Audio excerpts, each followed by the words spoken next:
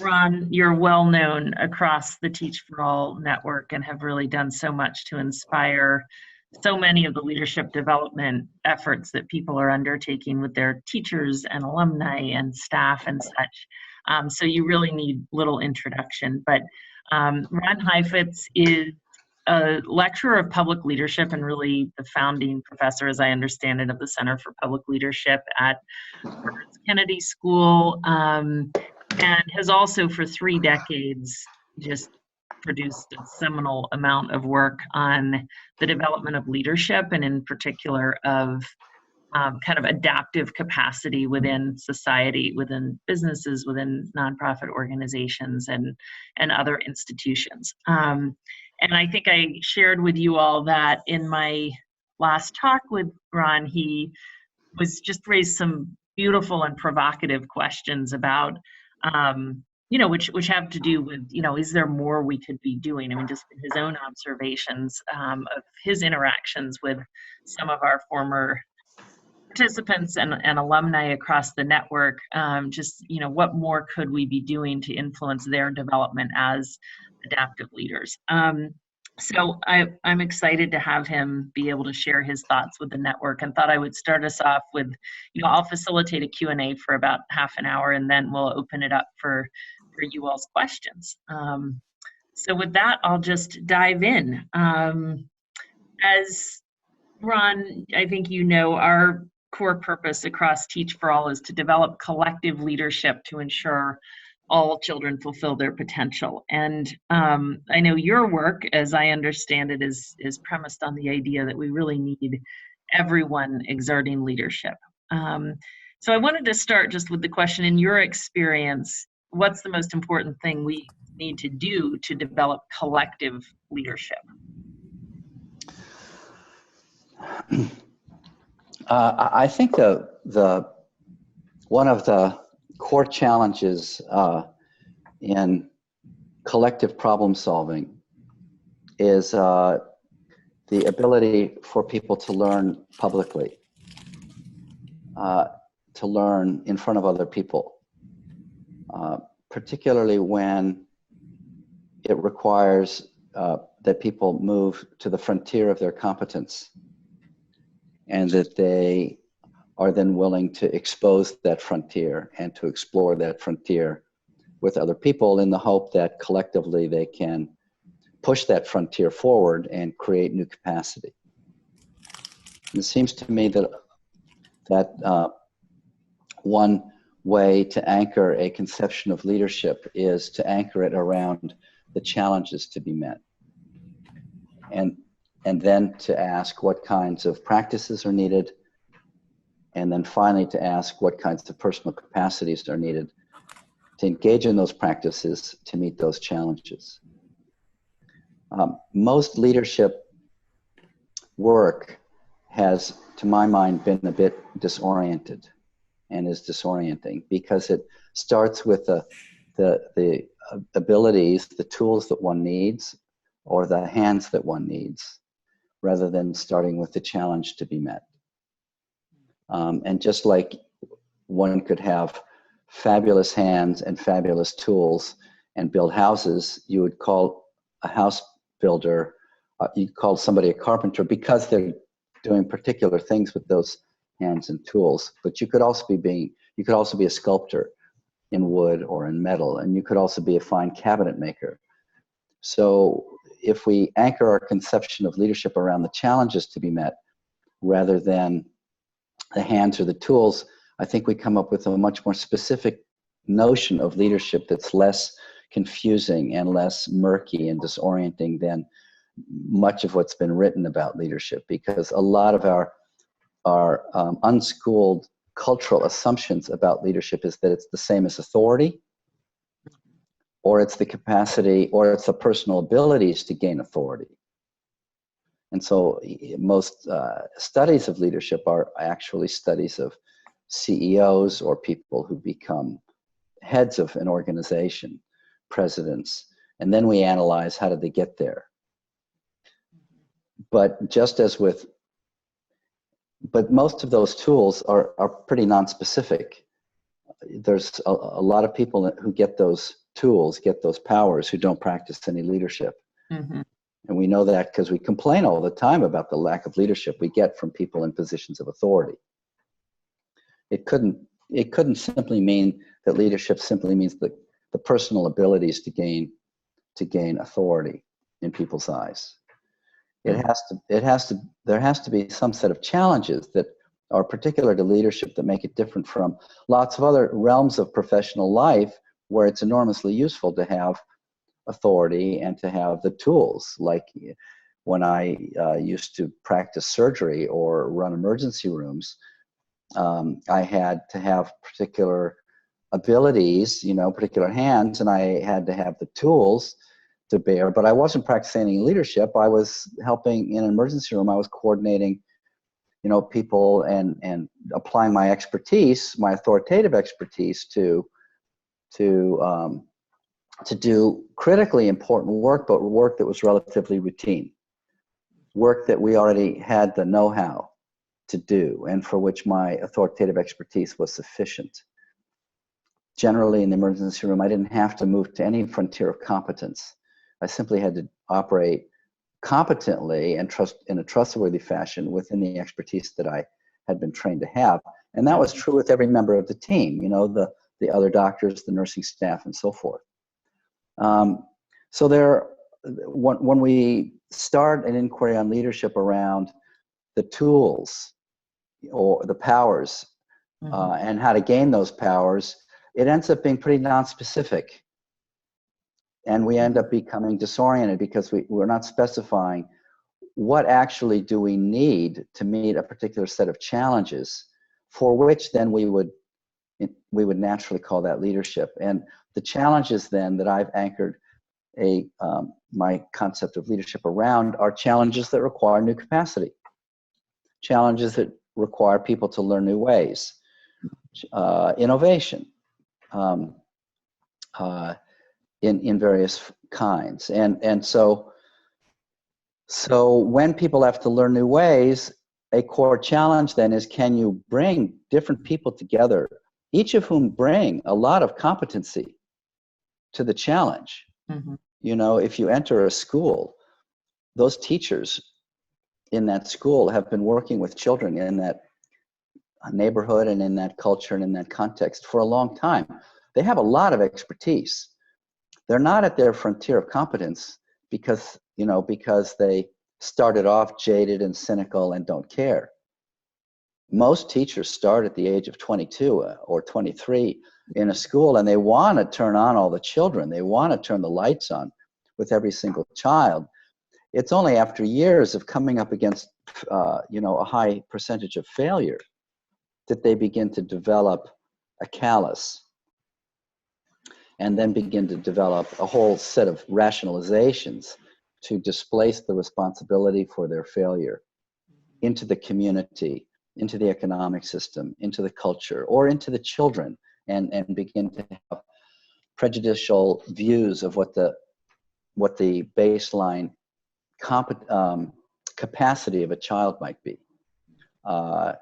So those scar tissues and those calluses are generally, to my mind, indicative of pain and pressure points that develop over time because teachers are up against, a very painful failure rate. I mean, they know it's tragic when a kid falls through the cracks and they can't do anything about it. And I think over time, that becomes really hard for people. So I've been working with people training to be principals or superintendents or or teachers to go into a school in the same way that a athletic trainer would look at the feet of a runner and to try to understand, why is this person beginning to have hip pain or knee pain? And one of the places that trainer is going to look is the feet, and to look at the calluses on the feet and the shoes too, to see what's wrong with the mechanics, of this runner, that their calluses are heavy on one side of the foot and not the other. And the calluses then become a diagnostic indicator for why that athlete is beginning to blow out their knee. And I think in the same sort of way, it's very easy to go into a school, particularly with fresh ideas and an inspired level of passion to make a difference, and to go into the school a bit like a bull in a china shop, like you're going to fix it, and like nobody cares the way you care. And I think there's a occupational hazard of new people entering into a system in which instead of going and listening to try to understand other people's levels of expertise and to locate where that frontier of competence is for each of the teachers in that school, and to let themselves as a new person be brought up to speed. Like, teacher, teach me, bring me up to your frontier of competence and tell me how you're explaining, what's going wrong in this school. And then to listen to the narrative of the teachers who in part are accurate in blaming the community, the parents, the culture, the poverty, but we shouldn't stop there. So then how would a teacher develop the capacity to engage parents, or to engage social services, or to engage, the political system in that village or community? Those are all capacities that teachers generally aren't trained to do, but they are capacities that would be required to meet the challenge. And that's when I begin to think about leadership in the sense that these teachers and these schools need new capacity, but new capacity that doesn't trash all the old capacity, but that honors and respects the capacity that people already have, and then try to help everybody move beyond that capacity. And I think an essential challenge then is in helping people move past that frontier of competence is in a way opening back up some of the scar tissue or some of the wounds that people have of having to face into their failures, of which sometimes they're highly defended against, and to make public learning legitimate and less shameful, and permissible. And I think creating various public learning venues then becomes, a real core skill in developing a more distributed leadership or collective leadership model. Yeah. I don't want to interrupt you. It's more than what you asked for, sorry. No, there is so much here to dive into. I don't even know where to begin. Your opening statement and where you brought that back around, that your thought is that the ability to learn publicly is so much at the heart of this. It resonates a lot with what we're grappling with, not that we figured out how to do it, but as we think about how do we truly foster collective leadership, within the communities in which we're working, one thing we're asking ourselves a lot is, how do we create this space that pulls people up and enables this constant reflection and kind of growing of the collective wisdom. But this seems to be quite a trick. And I'm wondering if you have thoughts on the how of that. There's so much to dive into, and I want to circle us back to really, so as we think about preparing our teachers to go into these systems that you just described, how should we think about that? But do you have thoughts on this, on the public learning piece before we get there?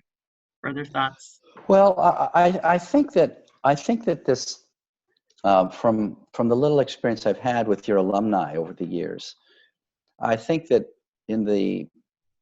you asked me a little bit in your questions to think about the preparation, and I know that you really try hard in the 4 to 6 week preparatory phase, and then in the ongoing support systems that you create for the young teachers, the new teachers, to figure out how to enter into these systems.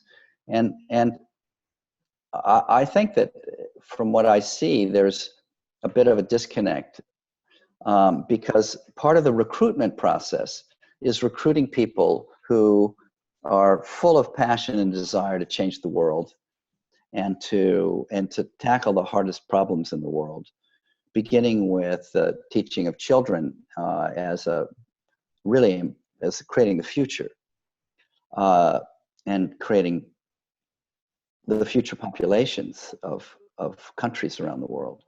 But on the one hand, then you recruit people with all this enthusiasm and passion that they want to go out and make a difference. But on the other hand, you want them to enter these schools with some humility, and to spend at least the first 6 months and maybe the whole first year out of the 2 years learning and modeling the curiosity that they want other people to begin to have about their own beautiful inventions. I mean, I've heard stories of Teach for America people just perform, they create miracles with sometimes not in the first year, but by the second year as they begin to get their legs. But it's frequently not institutionalized. Not too many people are interested in learning from the genius and the experiments that the fellows have had. I think you call them fellows, right? Mm-hmm. Across the network, yeah. Yeah, and so I think, in a way, if they were to enter the systems with a lot of humility and respect, and to view these teachers as if they were athletes who are now calloused up, blowing out their joints, and who need to be understood for what capacities they have that are working with whatever it is, 40% of the children or 70% of the children, but how are they dealing with the children they're not working with, and to let themselves be educated by, so that if they modeled curiosity and modeled, here I am, a person frequently coming out of an elite, setting, entering into your community, where you expect me to look down on you. And instead, what I'm really going to model is to look up to you, to teach me about your community and teach me how to teach your children. Yeah. And to spend the first year in that, in a learning mode, letting themselves be supervised a lot, inviting the veteran teachers to their classrooms to give them feedback. And then as they begin to innovate themselves and figure out how to connect with social services or connect with parents or create parent, education programs. I've heard all sorts of great innovations across, from the dabbling sample that I've had. As they begin to create those innovations, maybe they will have established a little bit more of a trust with the veteran teachers that increases the uptake, that will increase the uptake of their innovations back into with other. And anyway, that's how I begin to think about it. Totally. So, and I'm so excited to see we have about 125 people from, 40 plus probably countries across the world on this webinar. And to differing extents, I think each of these organizations has probably attempted to live into actually the ideas that you're articulating. I mean, I know forever, since the beginning, one of the core values of Teach for America, as an example, has been respect and humility. Yes. And I think in different ways, there are lots of different attempts to live into this, and yet we probably all, by our own admission, would say that we're falling short. And I think you've seen some of the evidence of that yourself. And I guess I wonder, if you were us, beyond the general notion that, we should be aspiring to this, do you have other thoughts about, like, if you were designing the pre-service training institutes or the ongoing kind of coaching programs, kind of what you would think about incorporating as a way to better live into kind of what you're articulating?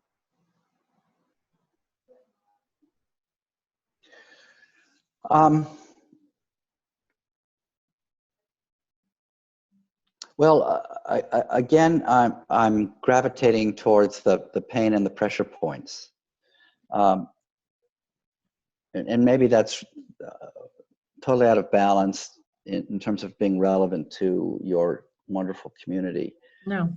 But it seems to me that it's very hard to live with the tragedy of seeing completely innocent children not getting the best they ought to get, not getting the chances they ought to get, the chances that a lot of us got.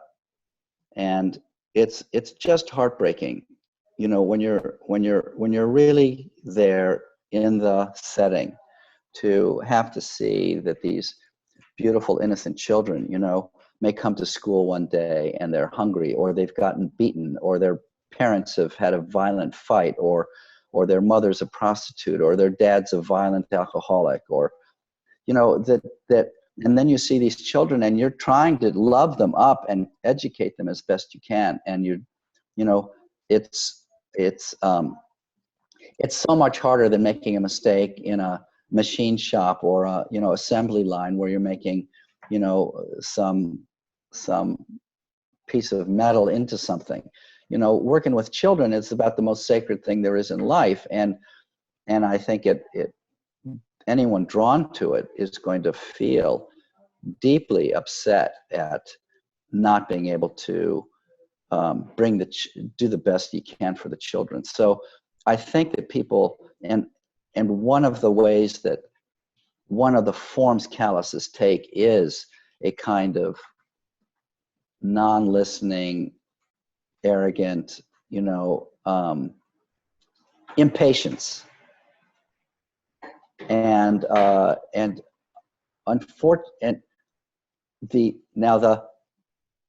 passion is a fuel, and that's great, but when it turns into, and I'm not saying people should be patient forever, I'm just saying that as you lead people to the frontier of their competence and over their frontier to explore, you know, in a public setting, developing new capacity. Well, let's figure this out. Well, what could we do about this kind of parent? Is there any uncle in the system? Is there any member of the clergy, you know, in the religious social infrastructure of this community? Is there any social service? Who could we call that might help us work with this kid, because this kid is beyond our capacity right now? You know, we don't have direct leverage, you know, over what's going on in that family system or that neighborhood, or in that you know, crime area, but maybe we could develop the capacity to interface with those communities more effectively. You know, and I know you've thought about this a lot, but you want the person to be able to operate with the emotional capacity to stay raw to how hard it is, without flipping into, you know, an outraged impatience that's going to end up getting yourself marginalized, or, you know, or creating a lot of allergic response to you. But it's certainly not going to mobilize and engage the people inside that school who actually are trying to live that problem every day, mm-hmm. and wrestle with the failure as a part of their life, you know, because these are people who are sticking around there, the full-time permanent teachers. So I think preparing people for the emotional strength that it takes to stay in the game without becoming your own form of callous, you know, and it takes a lot of different forms. One form is it says, well, I can't deal with the pain on the ground, so I'm going to go to the macro level and work on policy. You know, which is fine. There's a lot of really important work to be done at the systemic level on poverty, on policy, you know, on the whole economic system around education. But you want to be working at the macro level if that's what you're inclined to do. but still with a deep heart of compassion for the people who are actually doing the work on the ground, wrestling with the tragedy every day and trying to go home to their own families. Yeah. So I think we need to, to use a old biblical expression, we need to gird our loins, and to prepare ourselves, prepare each other for our own forms of defensive callous. Yeah. I'm starting to see lots of questions come through, so I'm going to go ahead and open it up, and we could spend all day, but let me get this going. Sorry, I should be no, this is good. You're fantastic and so provocative. Yeah. It's great. Madhukar, can I get you to ask your question and introduce yourself? Wendy. Yeah. Thanks, Wendy. Ronald, thank you very much. It's a privilege actually listening you speak. So my question is more around this piece because you've spoken multiple times around the idea of impatience and being more patient while building leadership. I think given the problem that we're all trying to solve and given the kind of complicated, complex systems that we are all a part of, how do we balance this whole building leadership piece and the urgency to solve the issue? Because the impatience, I believe, is also stemming from this idea that it takes a lot of time to mobilize people in such complex systems. So just wanted to hear your thoughts on the urgency with which all of us have to solve this problem of equity in our countries, and how do we just balance out with the process of this adaptive nature of the work that we all have to do?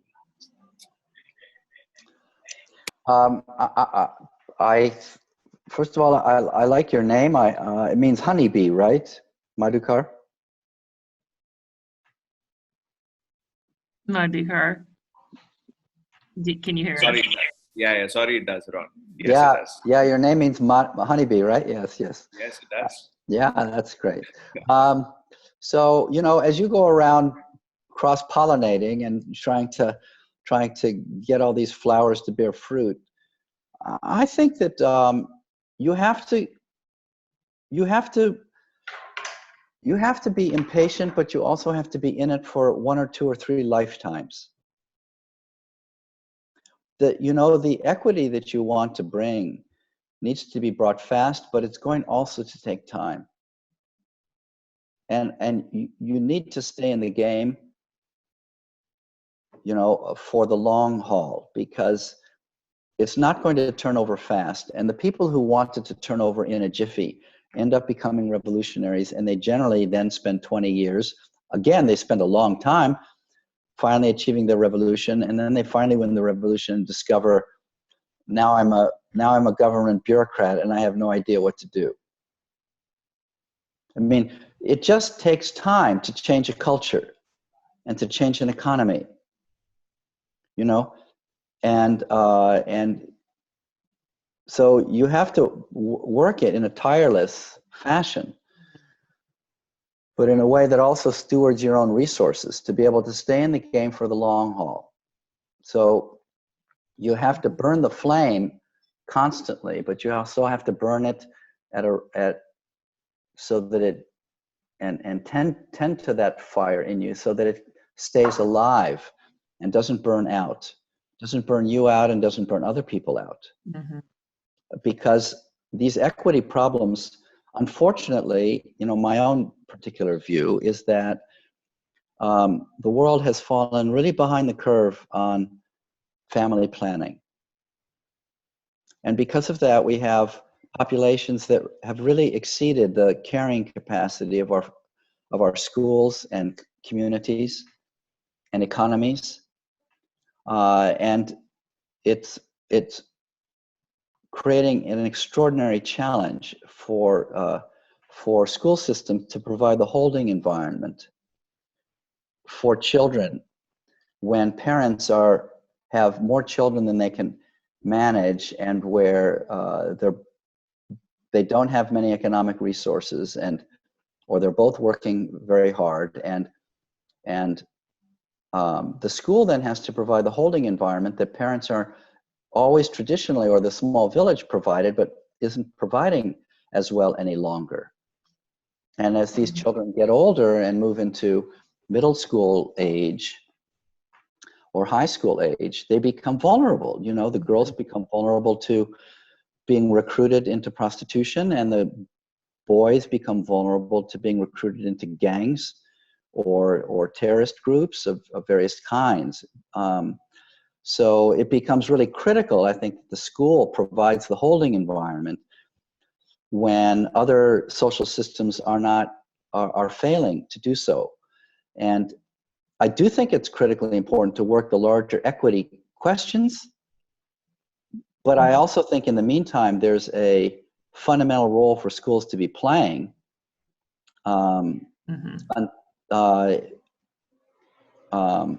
to raise a generation of children that have a chance at life. Because it's a vicious circle. If you just work the equity problems, you're going to lose another generation. And so. Okay, I'm gonna let me ask you, Evgenia, to ask your question. This is Evgenia from Teach for Bulgaria. Okay. Hi, Ron. It's really an honor to be on this call together with you. While I was a student at Harvard College, I used to work at a Center for Public Leadership. So fantastic. I worked for many, many years, because that was about 10 years ago. So I have a couple of questions, but we'll try to distill them into one as much as I can. Basically, clearly all of us agree that adaptive leadership is a really important quality to any of us doing this work, and so much more for our participants and future alumni. But very often we struggle, I think, to find the balance of when and how to develop those leadership qualities in our participants. Is it during the 2-year participation in the program, when we are so focused on making sure they're effective teachers, and this on its own takes a lot of effort and time? Is it after the 2 years when they become alumni? What part of their capacity to be adaptive leaders hinges on our selection criteria?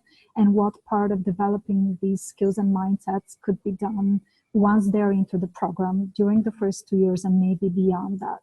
So any thoughts related to how we can both select for and then intentionally develop the adaptive leadership capacities in our participants and alumni would be very helpful. Thank you. Well, thank you, Evgeny. I can't see your face on the screen right now, but I probably would recognize you, and welcome back at least to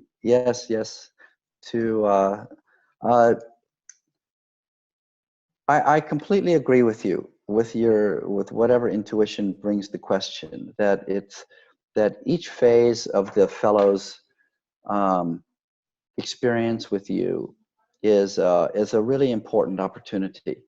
And of course, these are different phases, the preparation, and then the in-service backup systems that you provide through coaching and mentoring and group debriefing. I think in my own consulting work with organizations where people are in service, but there's also a meta program to provide an opportunity for them to keep learning as they're working.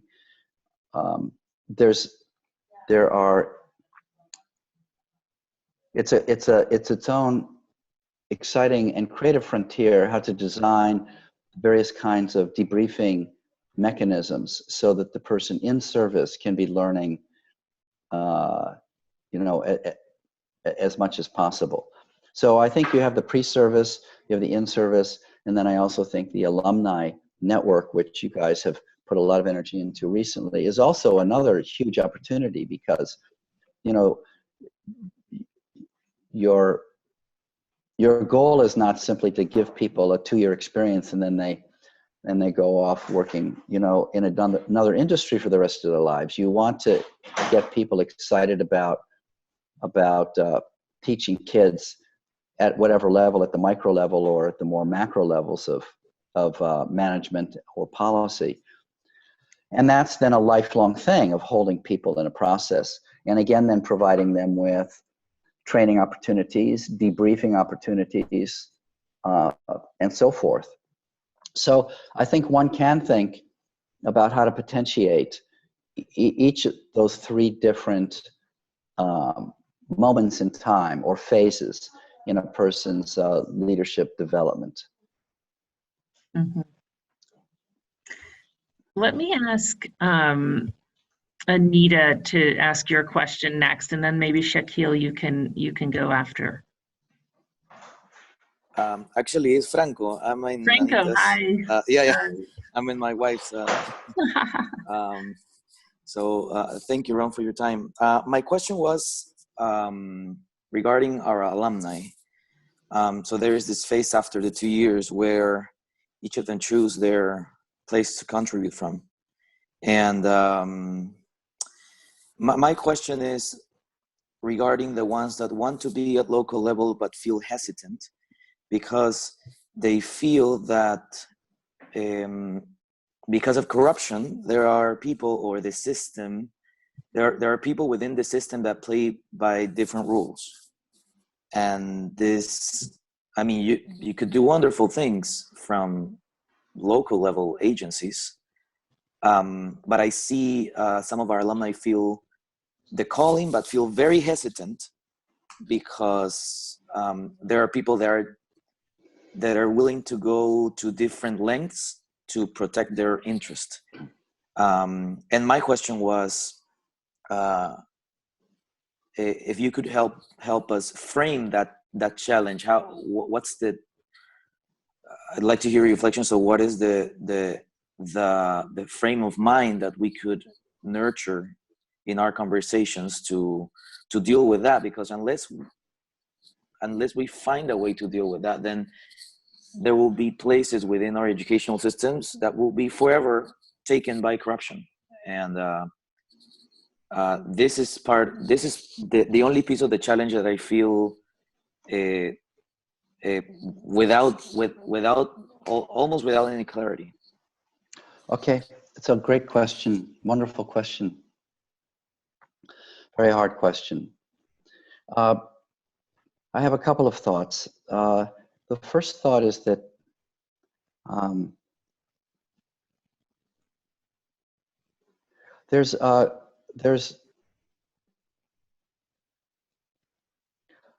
there tends to be more corruption in communities where there's a lot of poverty and where there's a lot of inequity. In the United States, there is a fair amount of corruption of a sort in the education systems, in which you could call it corruption if you believed in a pure meritocracy. From the people's point of view, you know, the person who's remains as a principal of an elementary school who's not doing a very good job is protected by their cousin who happens to be on the school board. And that's not an unusual thing. You know, I worked with a superintendent of schools who went in and wanted to fire 30% of the principals in schools, but the school board wouldn't let her because the school board, you know, has these principals or some teachers they're part of a network in a community, you know, and the community is going to support them in one way or another. You know, there's family networks and social networks, and you could say, well, these people really aren't doing their job. It's not, in the case I'm describing, it's not corruption in the sense that people are being paid money, but they're given jobs when they seem to be burnt out or scarred up or calloused, you know, and in that job, they're no longer really alive to that job, but they remain in that job because of their connections within the community. And I think that's pretty common all around the world. It's very common in the United States because generally public education is controlled by local communities. And that means that if you know somebody who's on the school committee, you know, you have preferential treatment. So I don't think that your situation may be more extreme or more dramatic in particular forms, but the basic, you know, but the problem exists many places. Okay, so how would I think about that? Well, first of all, I think your case itself is a beautiful case that ought to be debriefed amongst 5 or 6 of you who are put into a small group, maybe of 8 or 10 people, where you routinely debrief each other's cases of challenge, where you can share where you're each at the frontier of your competence, you just don't know what to do. And where you can then begin to apply a framework of leadership and change to help each other come up with things to try. You know, version 1.0, and that's not working. Okay, let's try 1.1. You know, in the trial and error experimental process of innovation, where you discover and develop the capacity for figuring out what can you do about this corruption in these systems, or how would you keep teachers, how would you help a teacher go back into the game of working at the local level in spite of that, those networks of relationships of loyalty that are ancient, you know, because in some countries what we call corruption is for other people simply honoring family loyalties. And you're telling me I'm corrupt, but God, I'm honoring my cousin's child, and now you're expecting me to, you know, to not give that person any kind of preferential treatment, you know. So the evolution of these cultures towards meritocracy also has to honor the family networks and the loyalties of a tradition, you know. So it's a subtle thing, you know, and there are the more blatant forms, you know, become criminal, but the more subtle forms are very common. And you have to figure out how to deal with it, or how to get your young people to stay in it without themselves becoming corrupted. And I think then that becomes a case. And it's a case that you're going to work in, you know, 20 different variations, you know, over the next 10 years. And I think it would be really great for you, you know, to have a small group where you debrief once a month, you know, for several hours. Maybe it's virtually, or maybe it's once a week. I don't know. You come up with a format, but where you have some structured, you know, way of analyzing each other's cases and helping each other come up with the next thing to try. So it would be presumptuous for me to think that I know exactly what you ought to do, because in leadership, the devil is always in the details. You know, the actions have to be tailored to the micro environment. You know, in nature, a successful adaptation is always a micro adaptation to a micro environment. So I'm so far away from your environment, but some of your colleagues will know a little bit more, you know, and if you got to know each other and continue to work together, sharing cases, you know, I think they could begin to help you come up with some more specific and concrete interventions. Yeah, such a good prompt. Thank you for that Q&A. Shakil, let me ask you to introduce yourself and ask your question from Teach for Bangladesh. Yeah, hi, I'm Shakil. I'm working on alumni impact in Teach for Bangladesh. Hi, Shakil.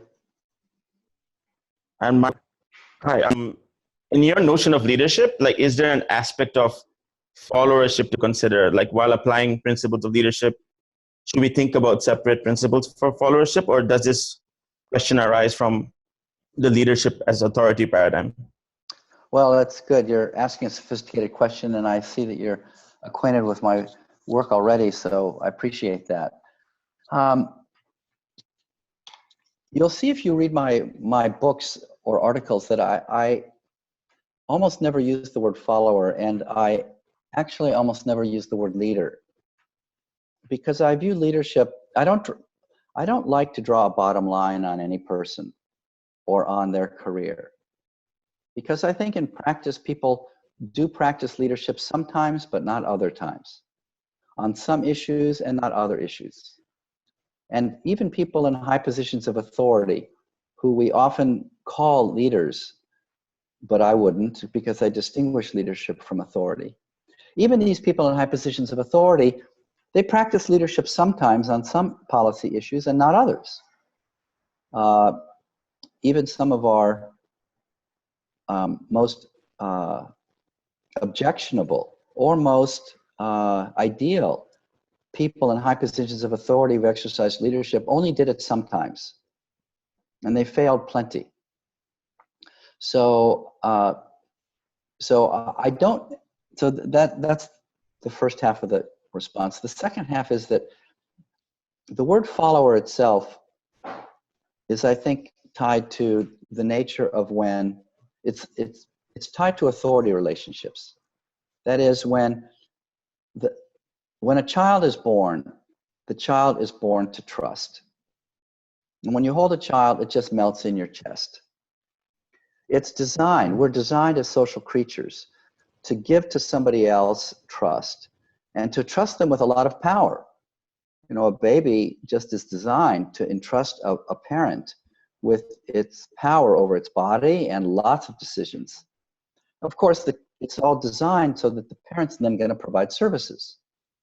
So you have this very basic relationship established from the moment we're born, where we just naturally, it's not deliberate, it's not voluntary, it's just naturally, we entrust people with power with the expectation of services.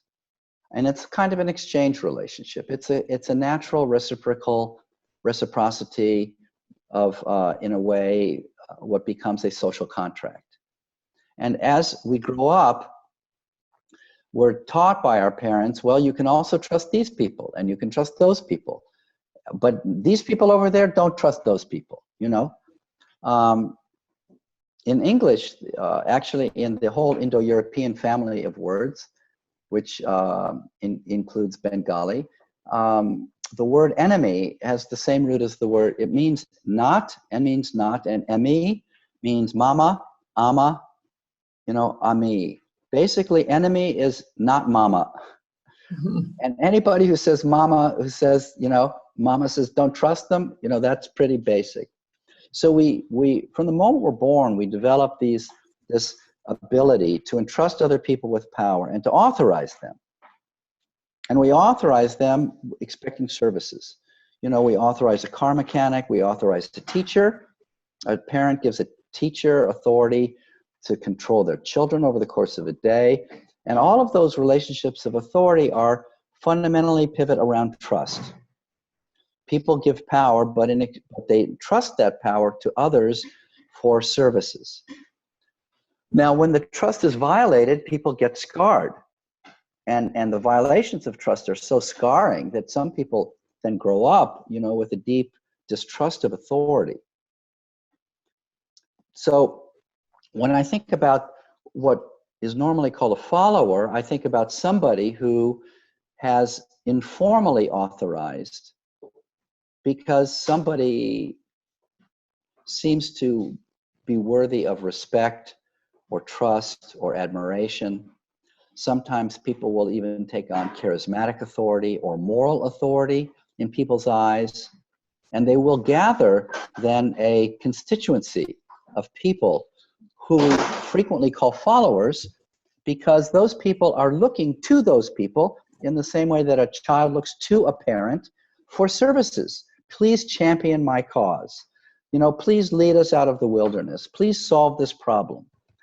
And so I think the word follower is really a critical piece of the authority relationship. But, you know, here's the paradox. There was a great French philosopher who wrote on politics before the French and American revolutions named Rousseau, who said, well, actually, if the people only realized that they were the source of the power, that they were the principals, and that the authorities are actually their agents, that when you authorize a mechanic, you're the principal. You could take back your car and say, I'm never going to let you, or a doctor, you authorize, you entrust that person. If they're not competent, you take back your power. You know that you're the authorizing source. But many times people don't realize that they have the power until they unionize or until they organize and then discover that collectively they're actually the source of any authority's power. So, so the word follower then it gives us the transition of a person from a follower to a citizen, from a follower to a constituent, where they begin to discover their power, their voice, that they actually aren't powerless, that what they've grown up into is an authority system in which they've been taught to defer habitually, that they actually could be taught to have a voice.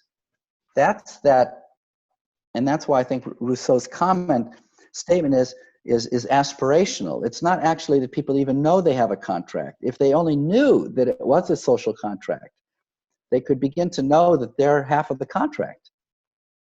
So I think what we often try to do in education, but also in society, is to transition people from a dependency and then counter-dependency mode of operating, in which they're either dependent or they're counter-dependent. That is, they so distrust authority that whatever authority says left, I go right. You know?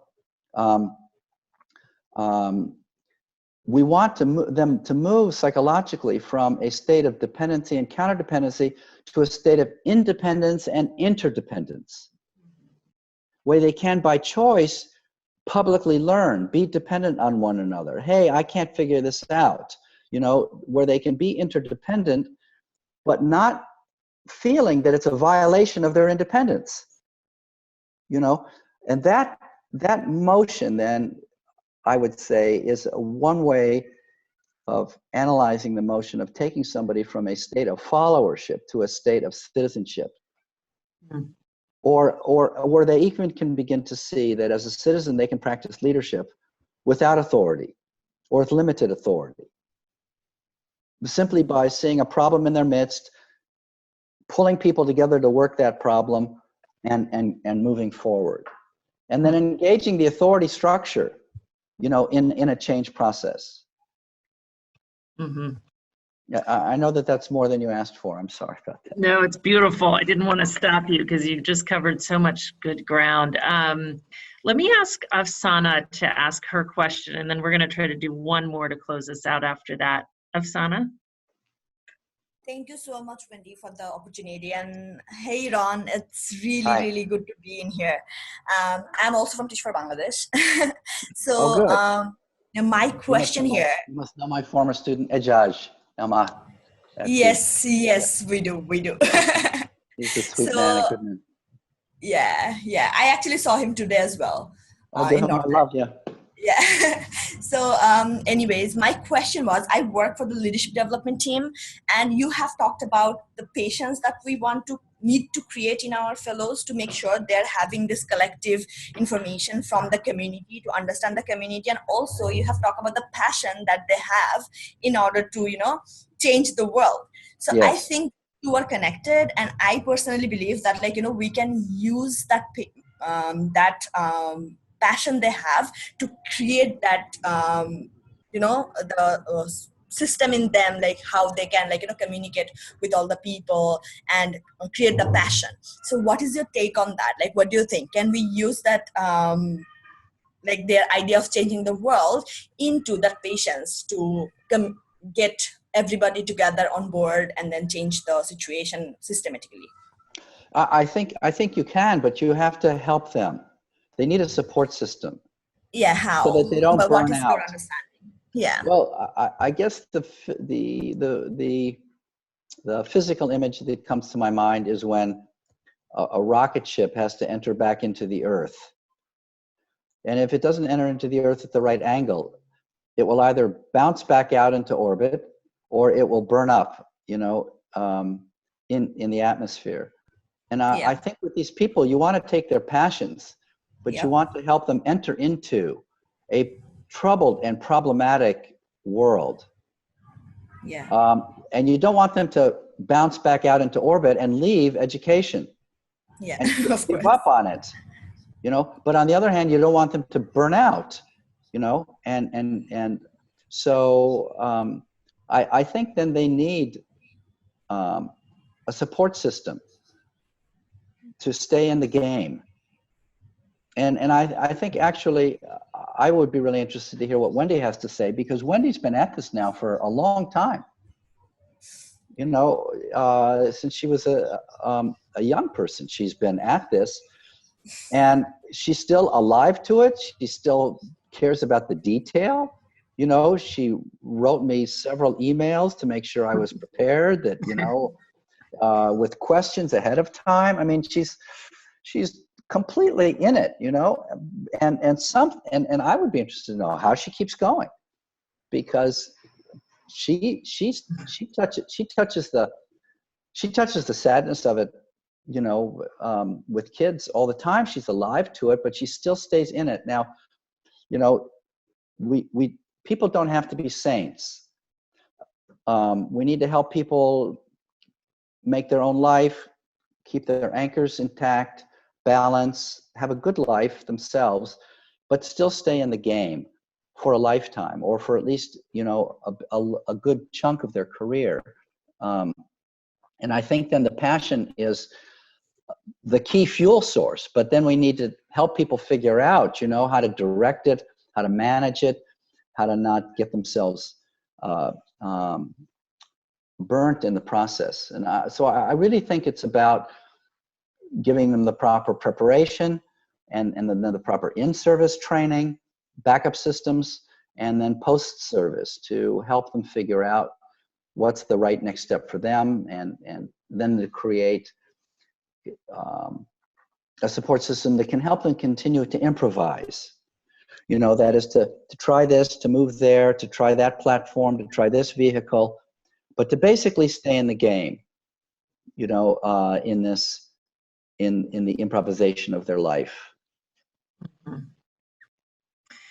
And it sounds like your kind of means of doing that, Ron, are through sort of reflective experiences, essentially. I mean, when you think about the how of, it's so complicated because there's so much, like, we got to train these people to be teachers, and, then they start teaching and they're overwhelmed with so much, as you say. But it sounds like the thread through it all is a certain frame on how we view the nature of what we're doing, combined with sort of then pulling people back to reflect and gain help in kind of processing their experiences. Is that what you would say? Or are there other nuggets? No, I think that's right.